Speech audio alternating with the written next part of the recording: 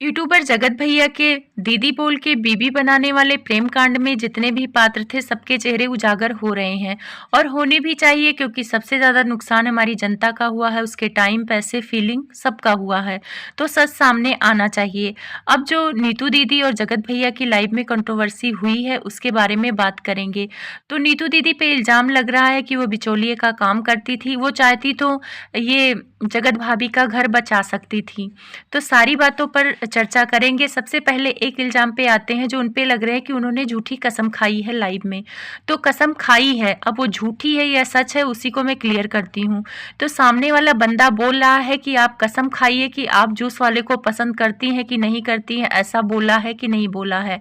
तो दीदी ने सिर्फ अपने कैरेक्टर को बचाने के लिए बोला कि हाँ मैं कसम खाती हूँ, मैंने इस वे में नहीं बोला है। मतलब उन्होंने उस बात को डिनाई नहीं किया है कि मैंने बोला ही नहीं है। उन्होंने सिर्फ इस बात के लिए कसम खाई कि भाई मैंने मजाक में बोला है, मैं पसंद करती हूँ, मैं क्यों करूँगी, मेरा पति सामने बैठा है और तुम मेरे कैरेक्टर को धज्जियाँ उड़ा रहे हो। तो यहाँ पे ये कसम झूठी वाली बात क्लियर हो गई। ये सिर्फ प्रेजेंट करने का तरीका उनका सही नहीं था, वो बता नहीं पा रही थी, इसलिए लोगों को लगा कि झूठी कसम खाई है। दूसरा इल्ज़ाम लग रहा है उन पे कि जगत भैया कह रहे हैं कि आप कहती थी कि रील हटा दो, मतलब मेरी बीबी के साथ। तो वहाँ पे नीतू दीदी ने कहा कि आप दूध पीते बच्चे तो नहीं हो। तो उसी के पलट में जगत भैया ने भी कहा कि आप दूध पीती बच्ची नहीं हो कि आप कोई कहे कि आप जाके उससे बोलो कि ये काम करे तो क्यों कहेगा। तो उसके जवाब में नीतू दीदी ने कहा कि मुझे ब्लैकमेल किया जाता था सारी चीज़ें मनवाने के लिए और मैं मजबूर थी। तो उस ब्लैकमेलिंग की बात पे आएंगे कि ये दोनों किस बात का ब्लैकमेल करते थे उनको। तो नीतू दीदी के मुंह से गालियाँ निकल जाती हैं। नॉर्मल जगत दीदी और नीतू दीदी का ब्लॉग देखा होगा तो ये लोग गालियां बकी देती हैं, नॉर्मल गालियां भी ब्लॉग में बक देती हैं। तो वो मार्केट जा रही थी और कोई फ्रेंड्स उनके साथ थी, तो किसी का फ़ोन आया तो गुस्से में उसको गालियाँ निकाली होंगी। तो उसी गालियों की रिकॉर्डिंग उस लड़की ने कर लिया और उसको जगत दीदी को जाके दिया। अब चाहे जगत दीदी प्लान बना रही हो कि तुम ऐसा कुछ आएगा पॉइंट लेना और कर लेना, क्योंकि अगर साथ वाला किसी गाली को रिकॉर्ड कर रहा है तो जाहिर सी बात वो किसी के कहने पे कर रहा, क्योंकि गाली गलौज की रिकॉर्डिंग तो कोई नहीं करता। और सामने वाले बंदे से जब कोई लेना देना नहीं, कोई लड़ाई नहीं, तो फिर वो रिकॉर्डिंग क्यों किया। इसका मतलब जगत दीदी प्लान बना रही थी, क्योंकि इनका प्रेम परवान चढ़ रहा था और इनको एक ऐसा बंदा चाहिए था जो इनकी बातें माने, जिसके जरिए ये जगत भैया से मिले और कोई प्रॉब्लम ना आए और इनके किए धरे पर पर्दा पड़ जाए। तो इन्होंने सबसे आसान टारगेट बनाया नीतू जी को, क्योंकि नीतू जी इन्हें पसंद भी करती थी और इनके सुख दुख में दौड़ के जाती थी। मैं जब इनके ब्लॉग देखती थी तो नीतू दीदी छोटी छोटी बातों पे इनके घर जाती थी, तो मुझे लगता था कि नीतू दीदी इतना मतलब क्यों जाती हैं और ये नीतू दीदी की बेइज्जती भी करती हैं। आप लोग ब्लॉग में कमेंट भी करते थे कि जगत दीदी में उनकी इज्जत नहीं करती, तो वो बोलते थे कि हम लोगों में फ्रेंड्स में ऐसे हैं, हम एक दूसरे को ऐसे बोलते हैं। तो लोग उस बात को इग्नोर कर दिए। तो उस रिकॉर्डिंग को नीतू दीदी को बताया गया जगत भैया, और जगत दीदी ने अपने रिश्ते के बारे में बताया और बोला कि अब आपको ये काम सौंपा जाता है कि हमारे मिलवाने का काम आप करोगे। अब जैसे जगत दीदी को, जगत भैया को किसी होटल वगैरह में मिलने जाना होता था तो नीतू दीदी को फ़ोन करवाया जाता था घर से अपनी मम्मी से कि भाई नीतू दीदी के साथ मैं मिलने जा रही हूँ, और नीतू दीदी हामी भरती थी कि भाई मेरे साथ हैं, जबकि वो नीतू दीदी के साथ नहीं होती थी, वो जगत भैया से मिलने चली जाती थी। लेकिन अपने घर से निकलने के लिए नीतू दीदी को माध्यम बनाया जाता था, और अगर ये बात नहीं मानती थी तो वो गाली वाली वीडियो सोशल मीडिया पे डालने की बोली जाती थी। और जगत भैया बोलते थे कि अगर इसको डाल दिया गया तो आपकी बेइज्जती होगी, आपकी जो इमेज हँसने हँसाने वाली है वो सारी धूल में पड़ जाएगी, मिट्टी पड़ जाएगी उन सारी इमेज पे। और जहाँ जगत दीदी अगर रोके ये बता दी कि ये गाली गलौज करती हैं तो आप तो किसी काम की नहीं रह जाओगी। इसी डर से वो इनकी बातें मानने लगी। लेकिन उनके मन में कहीं न कहीं ये बात था कि ये सारी चीज़ें गलत हो रही हैं। तो उन्होंने सोचा कि अगर मैं जगत भाभी को नहीं बता सकती तो किसी के ज़रिए मैं ये बात पहुँचा सकती हूँ। तो उन्होंने मीशो को ज़रिया बनाया।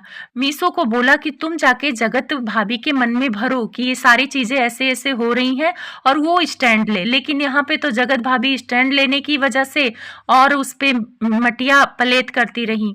जब सारी यूट्यूबर्स कोई बात पूछती थी तो वो पलट जाती थी। आप लोगों ने तो वीडियो में देखा है कि वो जगत दीदी और जगत भैया के डर से मटिया पलेत करती थी, वो पलट जाती थी।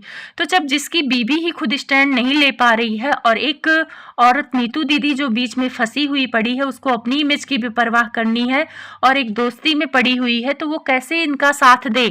पर मैं ये नहीं कहूँगी कि पूरी तरह से नीतू दीदी ने इन लोगों का साथ दिया है और ये जगत भाभी के खिलाफ गई हैं। वो किसी न किसी माध्यम से जगत भाभी के कान में डालना चाहती थी कि ये सारी चीज़ें गलत हो रही है, पर जगत भाभी को तो कुछ समझ में नहीं आया।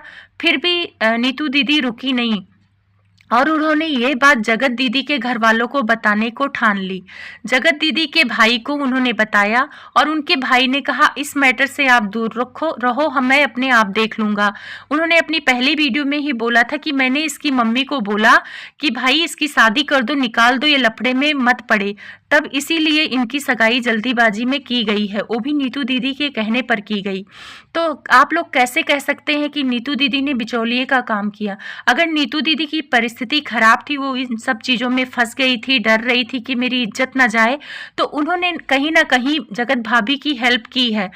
वो डायरेक्ट जगत भाभी के घर वालों को नहीं बताया, लेकिन जगत दीदी के घर वालों को तो बताया ना। और जब दो रिश्ते में एक इंसान के घर वालों को पता चल रहा है लेकिन उनके घर वालों ने कोई स्टैंड नहीं लिया, जगत दीदी की शादी कराने लग गए, तो फिर जगत भैया ने लफड़े करके शादी तुड़वा दी। तो इसमें मतलब गलती नीतू दीदी की थोड़ी है।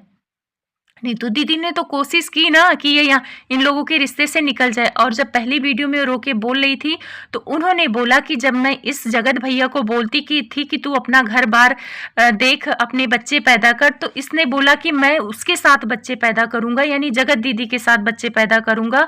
तो बताइए नीतू दीदी कैसे इस बंदे को समझाती।